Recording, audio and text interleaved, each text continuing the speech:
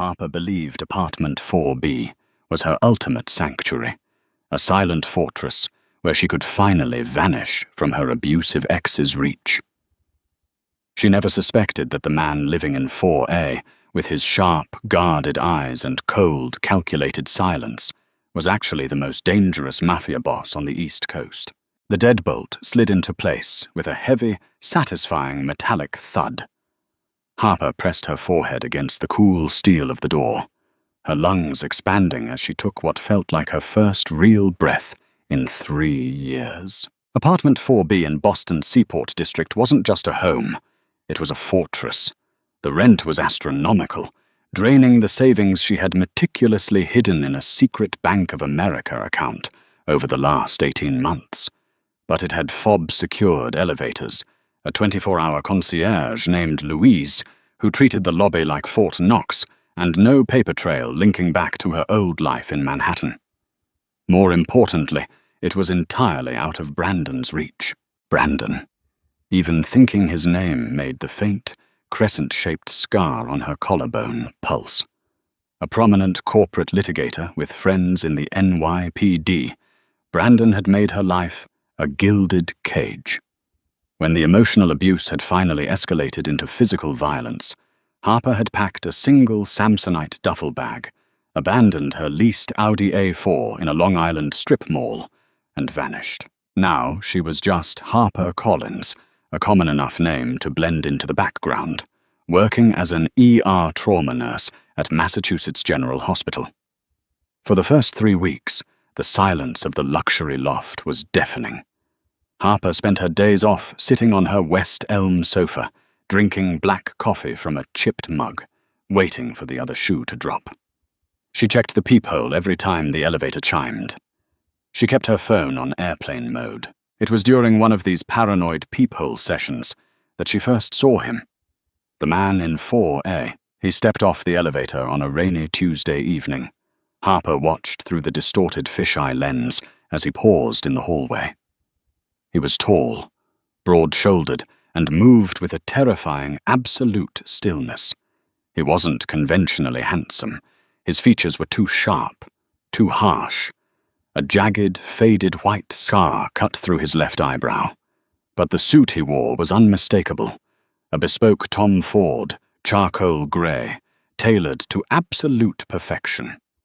A platinum Rolex Daytona gleamed under the hallway sconces as he reached for his keys. As if sensing her gaze, the man froze. He didn't look at the peephole. He just stopped, his posture shifting ever so slightly, the muscles in his jaw ticking. Harper clamped a hand over her mouth, terrified to even breathe.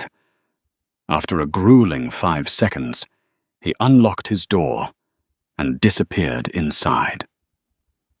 Just a neighbor, Harper whispered to herself, stepping back.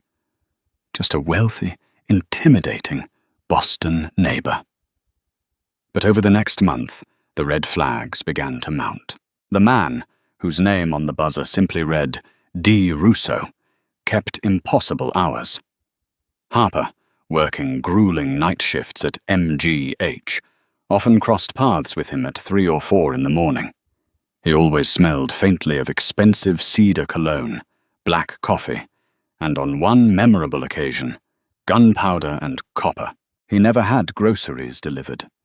He never brought women home.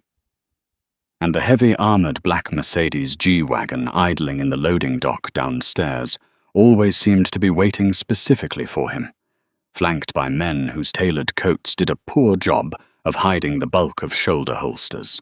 Despite her survival instincts screaming at her to keep her distance, Harper found herself inexplicably fascinated by Dominic Russo. There was a quiet gravity to him. He never looked at her with the predatory, calculating gaze Brandon used. If anything, Dominic seemed to actively look through her, treating her with a polite, cold indifference that should have been insulting, but to a woman in hiding, felt like safety. Until the night her 2 worlds violently collided.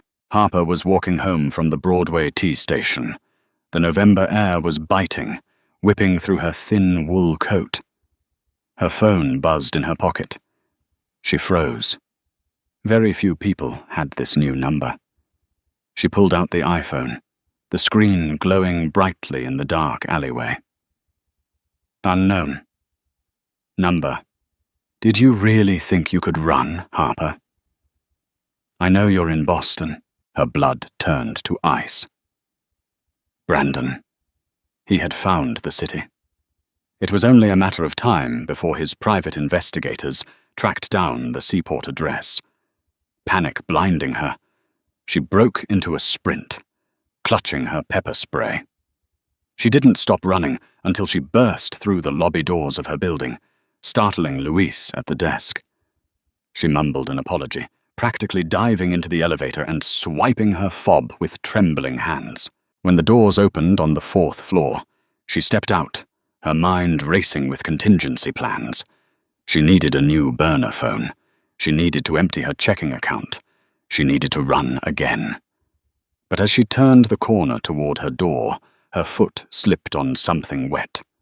Harper looked down. The hallway runner, a plush, cream-colored wool, was stained with a thick, glistening trail of crimson. The blood led directly to the door of 4A. Harper's medical training kicked in before her common sense could stop her. The trail of blood was heavy, indicative of an arterial compromise or a deep puncture wound. She followed the crimson droplets. Dominic's door was slightly ajar. The heavy wood splintered near the lock as if someone had kicked it open, though the apartment inside was dead silent. Run to your apartment, lock the door, call the police. The rational voice in her head sounded exactly like her old self. But if she called the Boston Police Department, it would generate a report. Her name would be in the system. Brandon's contacts would ping it in hours. She couldn't risk the cops. Taking a shaky breath, Harper pushed the door to 4A open. "Mr. Russo," she whispered. The apartment was sprawling, a minimalist masterpiece of dark leather, steel and floor-to-ceiling glass overlooking the Boston harbor. And on the $10,000 pristine white rug in the center of the living room, Dominic Russo was bleeding out. He was slumped against a glass coffee table, his Tom Ford jacket discarded on the floor. His white dress shirt was soaked in a horrifying amount of red. In his right hand, resting casually on his knee, was a matte black Glock 90. As Harper stepped forward, the gun snapped up, the barrel pointed directly between her eyes. His movements were lightning fast, despite the catastrophic blood loss. "Give me one reason not to pull this trigger," Dominic rasped, his dark eyes clouded with pain, but lethal all the same. Harper raised her hands slowly, showing her empty palms. "Because you're going into hypovolemic shock," she said, keeping her voice incredibly steady, a skill she had honed in the ER trauma bays. "Your skin is pale, you're shivering, and judging by the amount of blood on the rug, if you pull that trigger, the recoil will probably make you pass out. I'm a trauma nurse. Let me help you." Dominic stared at her for a long, agonizing moment. The silence in the room was heavy, broken only by the rhythmic drumming of rain against the glass panes. Finally, his arm dropped. The gun hit the floor with a heavy thud. "Lock the door," he ordered, his voice tight. "And don't you dare call an ambulance." Harper moved fast. She deadbolted the front door, sprinted to her own apartment to grab her trauma kit, a fully stocked medical bag she kept for emergencies, and rushed back. Dominic had stripped off his ruined shirt. Harper knelt beside him, her professional detachment masking the sheer terror thrumming through her veins. He had a deep, jagged laceration on his left side, just below the ribs. It wasn't a bullet wound. It looked like a knife slash, violently delivered. "This is going to hurt," she warned, snapping on blue nitrile gloves and uncapping a bottle of betadine. "I've had worse," he grunted, leaning his head back against the sofa. As she worked, cleaning the wound, packing it, and prepping a needle for sutures, Harper couldn't help but notice the geography of scars mapping his torso. Old bullet wounds, burn marks, surgical scars. This man wasn't just a tough guy. He lived in a war zone. "Who did this?" she asked softly, threading the curved needle. "A disagreement over shipping lanes out of the port of Providence," Dominic replied casually, as if discussing the weather. He didn't flinch as the needle pierced his skin. "They didn't agree with my tariff." "You're not a hedge fund manager, are you?" Harper muttered, tying off a stitch. A low, dark chuckle rumbled in Dominic's chest. "No, Harper, I'm not." She froze. "How do you know my name?" Dominic opened his eyes, pinning her with a gaze that was terrifyingly perceptive. "I own this building. I own the company that manages it. When a woman pays 6 months' rent in advance using cash and a cashier's check and puts 3 deadbolts on her door, I make it my business to know who she is." Harper's heart dropped into her stomach. "You looked into me." "I did," Dominic said. He watched her hands as she bandaged him. "I know your real name isn't Harper Collins. I know you used to live in Tribeca. And I know you're running from a man named Brandon." Harper backed away, dropping the bloody gauze onto the floor. The sanctuary she had built for herself shattered into 1,000,000 pieces. "You're going to use it against me. You're going to tell him." Dominic shifted, wincing slightly as the painkillers she had given him began to kick in. He reached out, his large, calloused hand wrapping around her wrist. His grip wasn't painful, but it was an anchor, completely immovable. "Listen to me carefully," Dominic said, his voice dropping an octave, losing any trace of its previous casualness. "In my world, loyalty is currency. You just saved my life. That means you are under my protection." "I don't want your protection," Harper shot back, her voice shaking. "I just want to be left alone." "It's too late for that," Dominic said flatly. He nodded toward her coat pocket. "I saw you sprinting from the tea station. I saw you checking your phone like it was a live grenade. He found you, didn't he?" Harper swallowed hard, tears of pure frustration stinging her eyes. She slowly nodded. "I got a text tonight. He knows I'm in Boston." Dominic's expression darkened. The cold, calculated Mafia boss faded, replaced by something much more dangerous. A predator looking at a threat to his territory. "Let him come," Dominic said softly. "The men I deal with are monsters, Harper. Brandon is just a bully in a suit. If he steps foot in this building, he won't walk out of it." For the first time in years, looking into the eyes of a ruthless criminal, Harper didn't feel fear. She felt a twisted, terrifying sense of security. She had moved into the apartment to hide from the devil she knew. She hadn't realized she was moving in with a devil who was willing to fight for her. But the text on her phone was just the beginning. 300 miles away in New York, Brandon had already hired a team. And they weren't just coming to serve legal papers. They were coming to drag her back, kicking and screaming. The war was coming to the 4th floor of the Harbor View lofts, and Harper had just inadvertently picked a side. The 48 hours following Dominic Russo's stabbing were a masterclass in organized chaos. Harper's quiet, sterile world was entirely upended. The illusion of safety she had painstakingly constructed in apartment 4B was replaced by the terrifying, undeniable reality of apartment 4A. She had not returned to her own unit. Under Dominic's strict, uncompromising orders, her belongings had been swiftly moved into his sprawling penthouse suite by 2 of his silent, heavily armed associates, Leo and Matteo. Harper had protested, naturally. She had paced the length of Dominic's Brazilian walnut floors, arguing that staying with him would only put a larger target on her back. She insisted that Brandon, her abusive, relentless ex-fiancé, was a corporate litigator with deep pockets and dangerous connections at Vanguard Security, a private military contractor known for operating outside the boundaries of the law. Dominic had simply watched her pace from his position on the leather sofa, nursing a glass of Macallan 18-year-old Scotch. Despite the heavy sutures pulling at his left side, he looked completely unbothered by the impending threat. "Brandon has money," Dominic had said, his voice a low, gravelly rumble that sent an involuntary shiver down Harper's spine. "I have an army.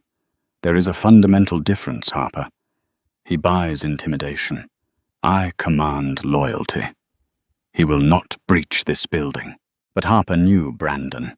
She knew the obsessive, suffocating darkness that drove him. He viewed her not as a person, but as a possession he had misplaced. And Brandon never allowed his possessions to be taken by someone else. The first sign of trouble arrived on a Thursday evening. The Boston skyline was painted in bruised shades of purple and charcoal, heavy rain clouds rolling in from the Atlantic. Harper was in Dominic's kitchen, preparing a simple dinner of roasted chicken and vegetables. She found a strange comfort in the mundane task, a brief respite from the adrenaline coursing through her veins. Dominic was seated at the kitchen island, his laptop open, reviewing shipping manifests. The domesticity of the scene was entirely at odds with the loaded Sig Sauer P226 resting next to his keyboard. Suddenly, the encrypted intercom on the wall buzzed. It wasn't the standard building system. It was a secure line connected directly to the men guarding the perimeter. Dominic pressed the button. "Speak, boss." Leo's voice crackled through the speaker, tight and professional. "We have a situation in the lobby. 3 unmarked black Suburbans just pulled up to the loading dock. Vanguard plates. 6 men, tactical gear under civilian coats. They bypassed the concierge and are demanding access to the 4th floor. They have a man claiming to be a process server with a federal warrant." Harper dropped the kitchen knife. It clattered against the marble countertop, a sharp, jarring sound that echoed in the silent apartment. Her breath hitched. "He's here." Dominic didn't flinch. His expression hardened into a mask of pure, unadulterated menace. He slowly closed his laptop. "A federal warrant for what, exactly?" "They claim they are assisting a private retrieval operation for a stolen asset," Leo replied. "A Miss Harper Collins." A wave of nausea washed over Harper. Stolen asset. That was exactly how Brandon saw her. She backed away from the counter, her hands trembling uncontrollably. "Dominic," she whispered, her voice cracking. "They'll tear this place apart. They'll kill your men. Let me go out there. If I surrender, he might just leave you alone."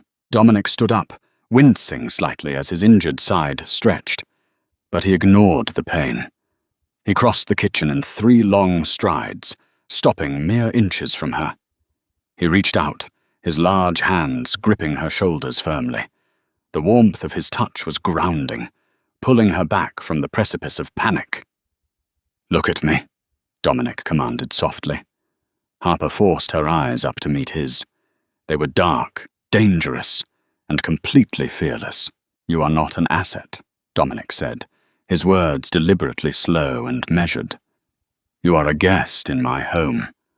And nobody, no lawyer, no mercenary, no ghost from your past, takes what is under my protection. Do you understand?" Tears pricked Harper's eyes, but she nodded. "He won't stop, Dominic. He's a monster." "Then it's a good thing you moved in next to a bigger monster," Dominic replied, a dark, lethal smirk playing at the corner of his mouth. He turned back to the intercom. "Leo, lock down the elevators. Engage the secondary security protocols. If they attempt to breach the stairwell, authorize lethal force. Nobody gets past the 2nd floor." "Copy that, boss." The intercom clicked off. The heavy silence descended again, but it was thick with anticipation. Dominic walked over to a seemingly ordinary bookshelf against the far wall. He reached behind a thick, leather-bound volume of Dante's Inferno and pressed a hidden mechanism.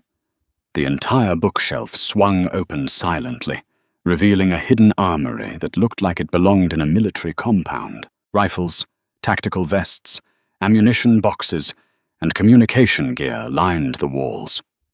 Dominic pulled a heavy Kevlar vest from a hanger and tossed it onto the sofa. "Put that on," he instructed Harper, his tone shifting from protector to commander. "Dominic, your stitches are holding fine," he interrupted, grabbing a sleek, short-barreled automatic rifle and checking the magazine.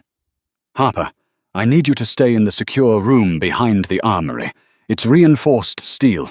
Even if they make it up here, the hay must to Hontuhua. They won't be able to breach it before my reinforcements arrive." "Reinforcements?" Harper asked as she struggled to pull the heavy Kevlar vest over her head. "I made a few phone calls while you were cooking," Dominic stated casually, slipping a spare magazine into his pocket. "The Vanguard team thinks they are hitting an isolated target. They don't realize I have 60 armed associates currently surrounding this building, closing the net." Brandon walked directly into a trap. Harper stared at him, her mind struggling to process the sheer scale of the violence about to unfold. She had thought she was running away from danger.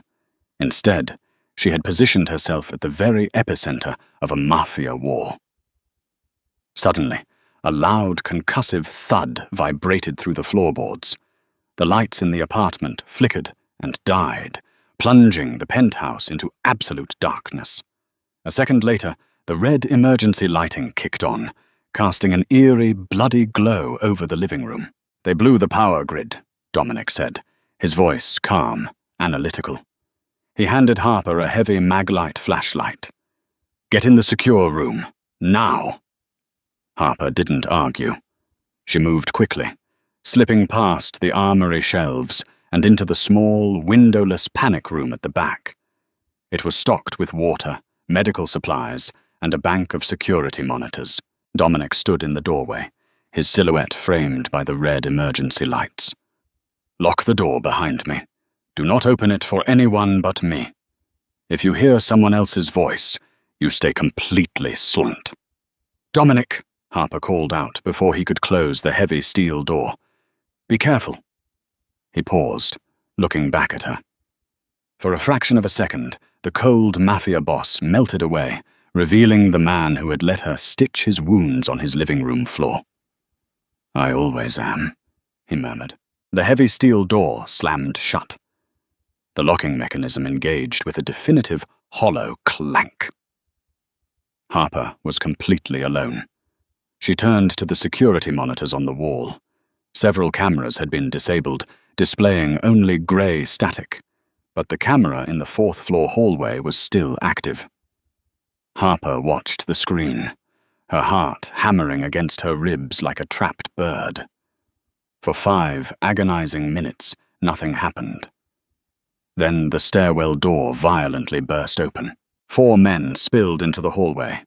They were dressed head to toe in black tactical gear, carrying suppressed submachine guns. They moved with terrifying, coordinated precision, checking corners and advancing down the runner, the exact same runner where Harper had found Dominic's blood just days earlier. The Vanguard mercenaries stopped directly in front of apartment 4A. One of the men pulled a heavy breaching charge from his vest, preparing to blow the locks off Dominic's door. Harper held her breath, gripping the edge of the metal desk. Before the mercenary could plant the explosive, the door of apartment 4B, Harper's old, empty unit, flew open. Dominic stepped out into the hallway. He wasn't hiding. He wasn't waiting for them to breach. He was taking the fight directly to them. The hallway erupted into chaos. The security feed lacked audio, transforming the brutal firefight in the hallway into a macabre, silent ballet of violence. Muzzle flashes strobed wildly, illuminating the corridor in harsh, blinding bursts of white light. Harper watched in horrified fascination as Dominic moved. He didn't fight like a man nursing a severe stab wound. He moved with the lethal, fluid grace of a predator defending its territory. He fired 2 precise bursts from his rifle, dropping the 2 vanguard mercenaries closest to him before they could even pivot to acquire him as a target. The remaining 2 men scrambled for cover behind a thick marble pillar near the elevator bank, returning fire. Plaster exploded from the walls, raining dust and debris onto the floor. Dominic ducked back into the doorway of apartment 4B, using the reinforced doorframe as a shield. Harper's hands gripped the edge of the console so tightly her knuckles turned white. "Please, please let him be okay," she chanted silently in her mind. On the screen, a new figure stepped out of the stairwell. He wasn't wearing tactical gear. He wore a perfectly tailored navy blue Brioni suit, his blonde hair flawlessly styled. He looked entirely out of place in a war zone, yet he commanded the space with a cold, arrogant authority. Harper's blood turned to ice. Brandon. He had actually come himself.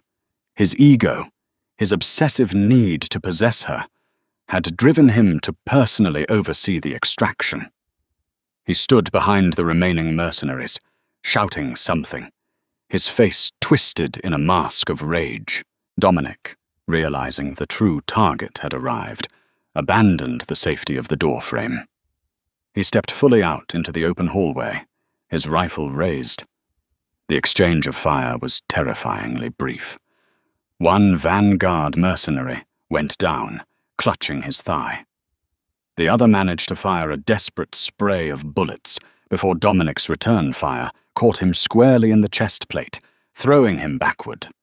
Suddenly, the hallway was quiet. The dust settled, swirling in the emergency lights. Dominic stood at the end of the hall, his weapon aimed squarely at Brandon's chest. Brandon, completely disarmed and utterly out of his depth, froze. The corporate bully had finally come face to face with a genuine monster, and the reality of his situation seemed to crush him. Harper couldn't hear the words being exchanged, but the body language was clear. Brandon was trying to negotiate. He held his hands up, taking a slow step backward toward the stairwell. He was offering money, making threats, attempting to use the same manipulative tactics that had kept Harper trapped for years. Dominic simply stood there, immovable, cold, and calculating. He didn't lower his weapon. He took 1 step forward, then another. Brandon stumbled backward, his arrogance completely evaporating, replaced by raw, naked terror. He turned to run. Before he could take 2 steps, the stairwell door opened again. Leo and Matteo stepped out, their weapons drawn, completely blocking Brandon's only exit. The trap Dominic had mentioned earlier had closed. Vanguard's men on the lower floors had clearly been neutralized. Brandon was entirely surrounded. Dominic lowered his rifle, letting it hang by the sling. He walked slowly down the hallway until he was standing face to face with the man who had terrorized Harper for 3 years. Harper pressed her hand against the cold glass of the monitor, tears streaming down her face. Not tears of fear, but tears of overwhelming, shocking relief. It was over. On the screen, Dominic leaned in, speaking quietly to Brandon. Whatever he said caused Brandon's face to drain of all color. His knees buckled slightly. Dominic didn't touch him. He didn't have to. The pure psychological dominance was enough to shatter the man. Dominic gestured to Leo. Leo stepped forward, grabbing Brandon roughly by the collar of his expensive suit and hauling him toward the service elevator. Matteo followed, dragging the injured mercenaries out of sight. Within minutes, the hallway was empty, leaving only the bullet-riddled walls and the lingering dust as evidence of the siege. Harper sat in the silent panic room for what felt like hours, though it was likely only 10 minutes. The heavy steel door finally clicked, the locking mechanism disengaging. The door swung open. Dominic stood in the threshold. He looked exhausted. His white shirt was covered in plaster dust, and a fresh patch of red was slowly blooming through the fabric near his side, where his stitches had likely torn. But his dark eyes were incredibly gentle as he looked at her. "He's gone," Dominic said quietly. Harper stood up, her legs trembling so violently she nearly collapsed. "Gone? Like, dead?" "No," Dominic replied, stepping into the room. "Death is too quick for a man like that. I had my associates place him on a private cargo plane, bound for a facility I own in South America. He will spend the next several decades working in a lithium mine. He has no money, no identity, and absolutely no way to ever contact you again. The world thinks Brandon abruptly relocated to Dubai for a permanent corporate position. He no longer exists." Harper stared at him, trying to comprehend the magnitude of what he had just done. He had dismantled her nightmare with a single, ruthless stroke. He had given her back her life. She closed the distance between them, wrapping her arms carefully around his neck, avoiding his injured side. She buried her face in his chest, breathing in the scent of gunpowder, cedar, and survival. Dominic hesitated for a fraction of a second before his strong arms wrapped around her waist, pulling her flush against him. He rested his chin on the top of her head, his heavy sigh vibrating through her. "You're safe, Harper," he murmured into her hair. "Nobody will ever touch you again." "I know," she whispered, squeezing her eyes shut. She had moved into apartment 4B to hide from the devil. She had expected a life of paranoia, isolation, and constant fear. Instead, she had found an unlikely protector in the shadows of apartment 4A. Dominic Russo was a criminal, a mafia boss, a man steeped in violence. But as she stood in his arms, surrounded by the remnants of a war fought entirely for her, Harper realized she didn't care. She wasn't hiding anymore. She was exactly where she belonged. If you were captivated by Harper's thrilling escape and Dominic's ruthless protection, you will not want to miss our next gripping story. Hit that like button, share this video with your fellow romance and drama lovers, and subscribe to our channel for more intense, heart-pounding mafia romances. Do not forget to ring the notification bell so you never miss a twist, a betrayal, or a steamy encounter. Your support keeps these stories alive. Please comment your favorite character today.